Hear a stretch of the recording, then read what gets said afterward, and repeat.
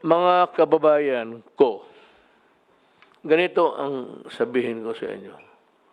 Una-una, we always invoke the name of God. I thank the Lord for guiding the brains of other races, other than Filipinos. Well, we were trying, but they were, so, lack of facilities or talagang wala talaga tayong infrastructure for research and meron akong bakuna.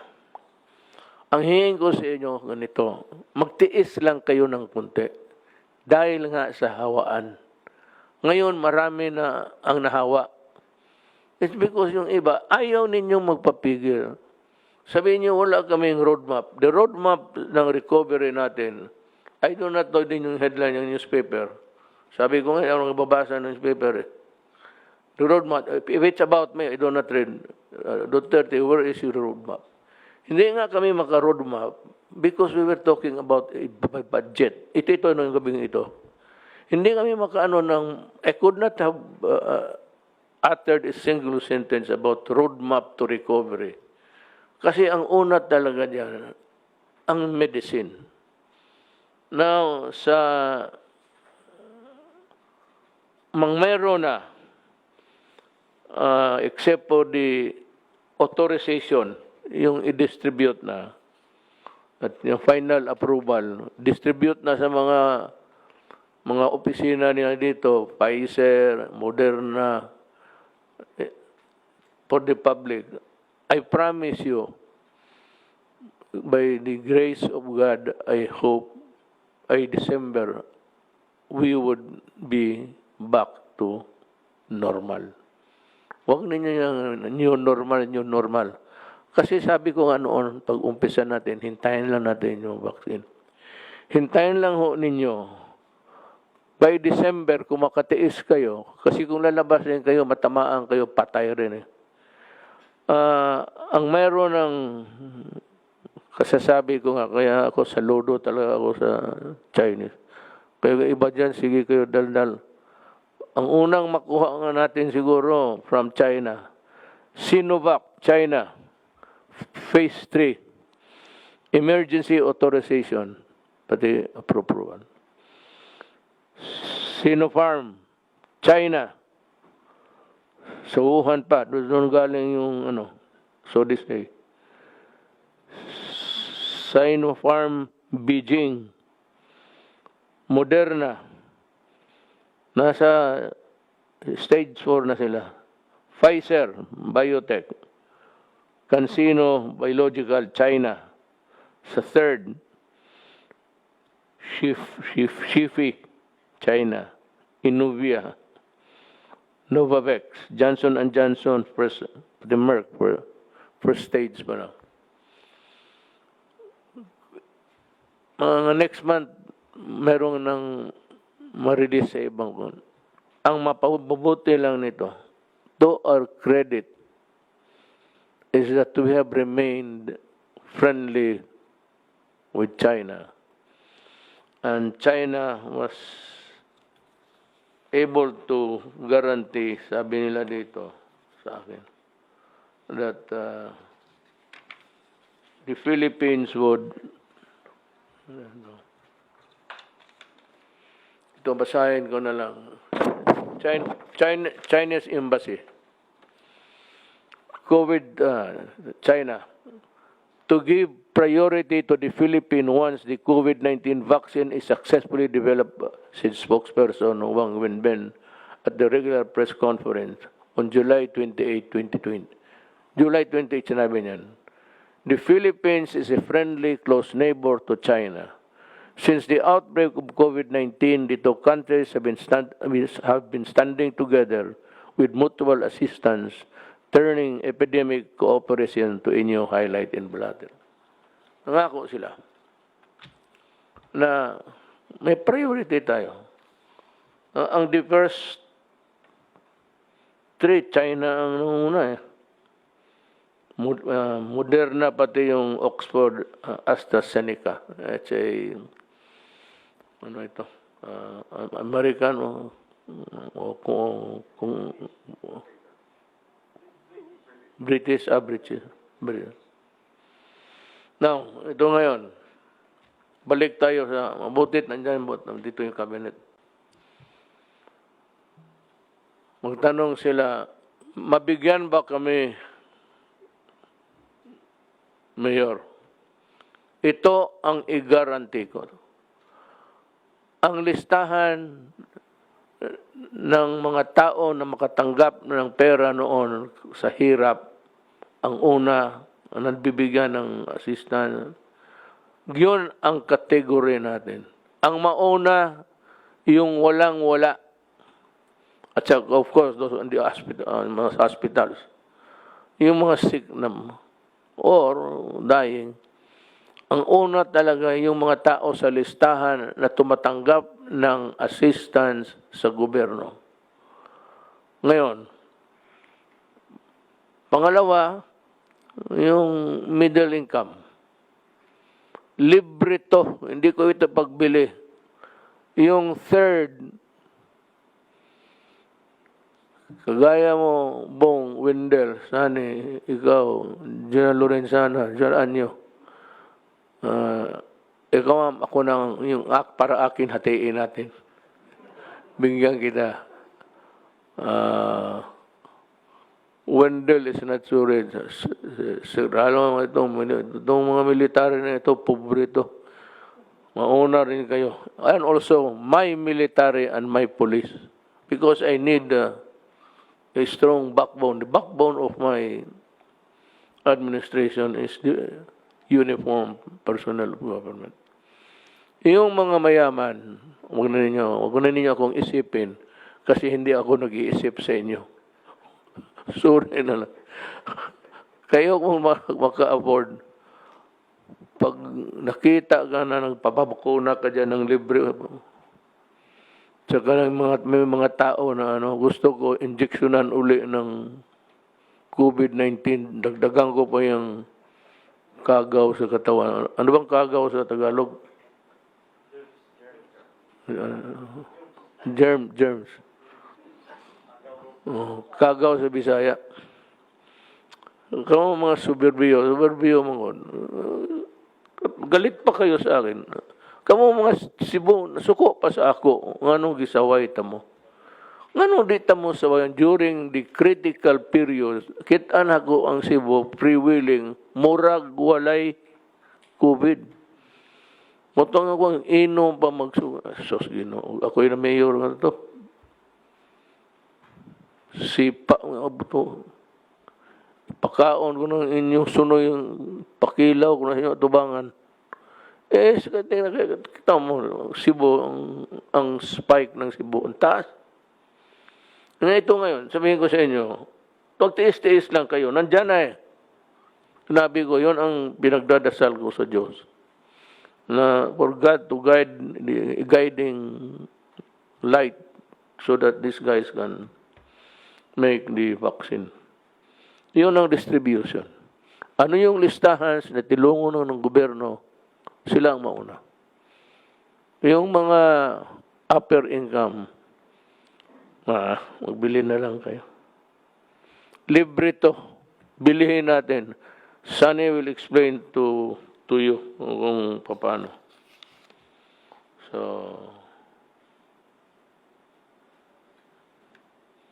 almost by December, tapos to lahat. As fast as we can. Ngayon, sino ang bigyan ko ng trabaho na yan? Kasi ganito yan. Nandito na yung bakuna, tatanggapin ko yan. Sino pabigyan ko? Ibigay ko sa barangay? Barangay captain. Hali kayo. Sabihin niya sa leader niya. Yung si kapitan, wala yan, hindi nagtulong. Bahala na mamatay na yung barangay niya. Mamuliti ka, unahin niya, siya, mayaman na, ako muna. Hindi yung mga kalaban niya politika, hindi mabigyan. Yung ayaw niya, hindi mabigyan. Ngayon, sino ang magdala nito? ah, military. Military lang. Bahala na. I'm asking the armed forces, asking General Luciana. Kayo man din ang, there's the setup. Kaya may task force tayo. But the implementing arm, military. Punta lang kayo sa, really, I suggest that the military assign so many of the soldiers and policemen punta lang kayo ng ospital, may mga military doon, punta lang kayo ng police station, mga police, pakyan din nyo mabuti, ha. Ayaw ko ng magka-atraso kayo dito. Ngayon nag-atraso, nagkamali. Kulong talaga yun. Punta kayo sa police. Puriculture Center. Pero military ang tusok-tusok sa iyo. Yung mga kalaban ko, sabihin ko sa military, do not use the needle. Bayonet ang gamitin mo. Lalo, mga drug possessor, drug addict, I will not waste my ibigay ko na lang yan doon sa ibang lugar na pobre rin. Hindi ko mga drug possessor, wala kayo. Mga may listahan yung ano niyan. Hayaan mo.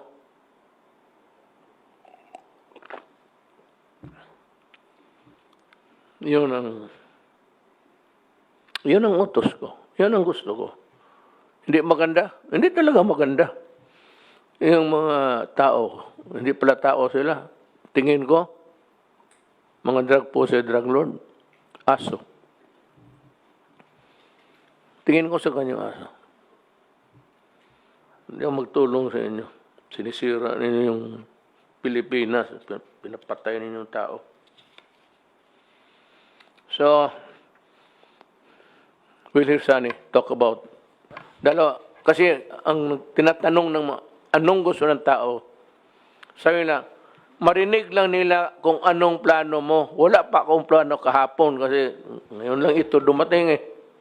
Itong balita sa vaccine. Yung ilan, yung kompleto na talaga. So Sunny will talk about it, where to get the money and how to go about going out of post-COVID Philippines by December, I suppose. Sunny, can you? Po, thank you ho. May balita ho ngayon na in development na yung mga in advanced development na yung mga bakuna, the inoculation. So, as you mentioned ho, tatlong pharma companies from China at saka one from Britain at saka isang from the US, di ba? Are already on the third stage. At mukhang this might be approved by their FDA by around around December or October. October the trials will finish daw. And so before December, most likely ma-approve na po yung ng mga FDA nila, yung Food and Drug Administration. So when that happens, ang Department of Health ang mamili kung anong tamang bakunang bibilhin. Okay. Ngayon, ang may financing plan na ho kami diyan. Ang estimate ho ng Department of Health, we will need to vaccinate for free a minimum of 20 million people, di ba? So I don't know if it's one vaccine or two shots though. So we need 40 million vaccines. Doses, 40 million doses. Ang 40 million doses times roughly $10 per dose, di ba? Is $400 million or roughly 20 billion pesos.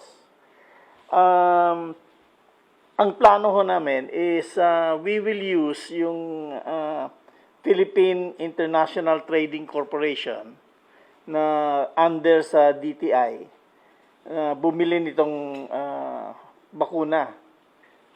The ones chosen by the Department of Health. Tapos, ite-turn over ho ito sa Department of Health para magamit nila sa mga poorest of the poor muna. Yung first, lowest 20 million in our country. So, once that happens, the Department of Health now will put in their budget to pay this $400 million or roughly 20 billion pesos. And we can pay that over maybe 2 or 3 years. So, babayaran na lang nila to the financing company, which is Land Bank and DBP. So, kayang-kaya ho ng DBP at saka Land Bank i-finance itong purchase ng COVID virus of about roughly mga 20 billion pesos. So, we have a plan and we can execute it as soon as the Department of Health chooses which vaccine or vaccines they want. Baka you'll choose several. So, certainly by late this year, if it's available, we can already buy it. So, it should be available for free to the lowest, to the poorest of the poor first in this country. So, at $10 per dose, that should be around, siguro when they sell it, siguro mga 500 pesos per dose, or roughly 1,000, or maybe including the service and the transportation, siguro mga 1,200 pesos per treatment. So that's totally available. The financing is available for this program. Once the vaccine is available, I'm sure the economy now can be fully open and we can start not the new normal, the normal life. We can go back to the normal life now. Sir, could you run us through, breeze us through with how the economy can recover? You just use the bold lines. Opo. The economy actually is already beginning to recover. Ang estimate ho namin, we hit already the lowest part of the economy, which was April, May. Yun ho ang pinakamababa as we can see. So it's already picking up now. And we are going to be seeing a pick up in the in business activity as we go on. Actually, it's already starting to pick up already now. We have a few problems. Among them, number one, yung transportation. Kailangan na we have to have more transportation available. We have to encourage people also to start spending spending money so that the economy can start picking up. In the meantime wala ho tayong problema sa liquidity. In other words, may pera. People are not short, the economy is not short of money. Number one. Number two, the inflation is relatively low. It's within our target. Number three, yung peso ho natin is the strongest in Asia. The strongest currency in Asia is the Philippine peso. It's stronger than the Japanese yen. So people have faith in us. We are able also to finance it by borrowing locally at saka borrowing internationally. So we're in good shape to take this to overcome this crisis. Alam mo, one thing that I would like also to remind people, lest they begin to misconstrue what we're saying. Sabi mo noon, Mayor, walang pera, maubos na ipagbili natin. Sabi ko, kung walang vaccine, that is why I've been repeating vaccine, vaccine, vaccine. And kung walang vaccine, pag tumagal ito, maubos ng pera natin, maubos talaga. Sabi ko, magpasalamat tayo sa Diyos for guiding the hands and the brains of those people who made it possible to come up with a vaccine now. Nung sabi ko na kung wala, so bakit sa'yo may pera? May pera kasi mankind was able to arrest COVID on time. So it's about 6 months, meron ng glimmer of hope din. Now it's there actually in front of us. Bakit hindi madiretso galing China? Hindi yan kasi dadaan pa ng ating sariling clearance. Meron pa tayong food and drug. Baski na sabihin mo galing Amerika, galing China, galing United Kingdom, our experts have to see to it that it is not deleterious, it is not harmful to people. But what I'm going to stress again is that kayong mga tao, kayong naghihirap, huwag kayong slowly lang kasi yung hawaan.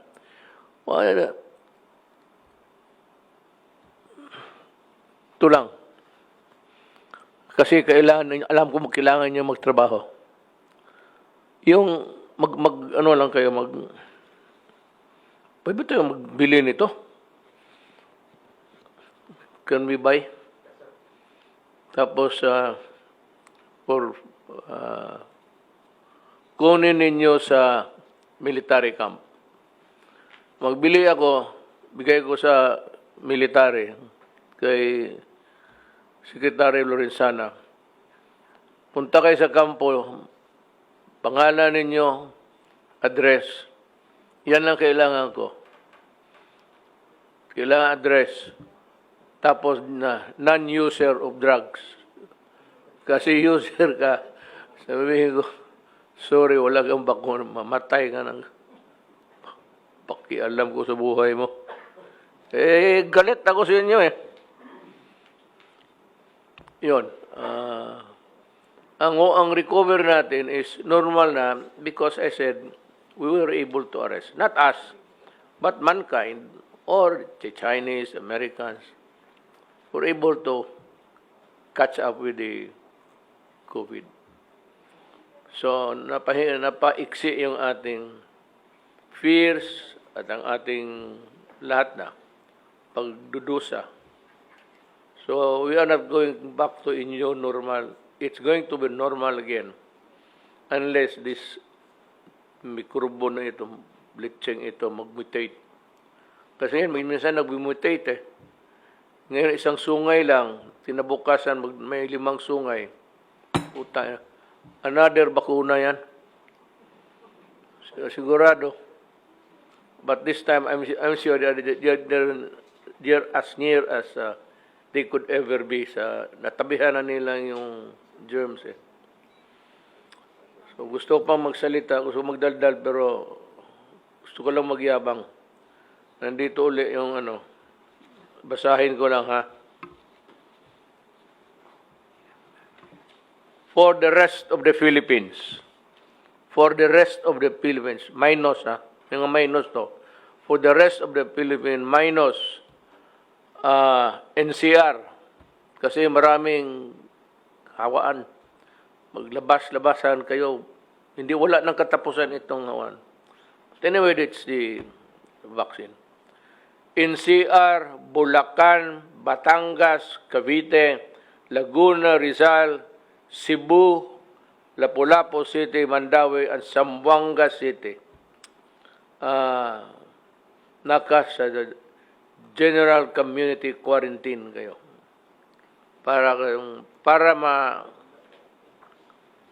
Para ma-shorten yung purgatorio ninyo. Yung kasi kung maghawaan na naman ito, walang katapusan. Then ang problema nito, sabihin mo, Ano ba ito putang inang Duterte na ito? Akala ko pa may vaccine. Nandyan na nga. Kaya lang dadaan pa ito sa mga proseso, lalo na sa atin. May batas eh. They have to be approved by the FDA, Food and Drug Administration. Ngayon, kailan? Well, as soon as possible. Pagka sabi na, parang ministerial na yan, madali na yan, tingin na lang. Ngayon, yung may baka sa production, minsan may mga, anong tawag na itong yawa na ito? Itong lagyan sa medisina. The siren would be the, itong, what do you call this, sir? Yung bayan. Yung mga bayan ng walang laman, i-reserve yan sa mga drug addict. Hangin yan, putang ina kayo. The rest of the Philippines, modified general community quarantine. Itong mga sinabi ko mga Philippines, tiis-tiis muna kayo. Yun lang. Not Philippines, okay na. Ito, modified general community. Kunting ingat lang, wag do not mix together and observe itong distancing, the distance rule. Yan lang hihingi ko sa inyo. Pero huwag kayong matakot. Hindi ako nagyayabang. May bright tayo na finance secretary. May military ako na maasahan ko. Ang hindi ko maasahan yung nagbibili tapos nagbabalato pa. Sabi ko na nga noon eh. Alam nila, before na sinabi ko na ito sigurado. Same story. Hindi bigyan yung kalaban, hindi bigyan kilala, suluhin ng lahat. So sabi ko ito ngayon, military. Nearest camp, nearest police station, may mga nurses yan. And volunteers, I am asking, yung mga nurse na walang trabaho, total, bakuna na ito, hindi naman ito may COVID. Basta mag-mask lang kayo. And of course, gloves. And ito, tingnan mo itong binigay na, tingnan mo ha, pag ginanong ko, alcohol. Yan. Kaya ako, kanina pa ako, sige, naglalaro ako, nag-enjoy ako na parang sprout eh. Yung nanonood sa atin, alam nila, kanina pa ako, gano'n. Pero, hindi, sabi na ito si Duterte, loko-loko. Gago. Kung loko-loko ako, ikaw na sana ang na-presidente, hindi ako. Totoo yung sinabi ko, alcohol. Pag walang alcohol available, hindi ka naman pwede, lalo na mahirap. Magpunta ka lang dyan sa gasoline station niya pagkatapos magpatulo ng, that's disinfectant.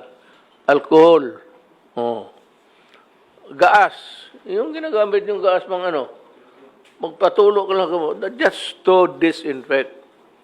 Ang akala naman itong mga buang na nagsabi sa akin, Duterte, para sa inyo ang hindi nakakaintindi, sa totoo lang, hindi ako nagbibiro. Totohanan yun. Akala ninyo nagbibiro lang ako. Pero sa totoo, hindi rin ako nagbibiro. Kayong mga you try to go inside my brain. Yung kung walang iba, alam mong gawin niya?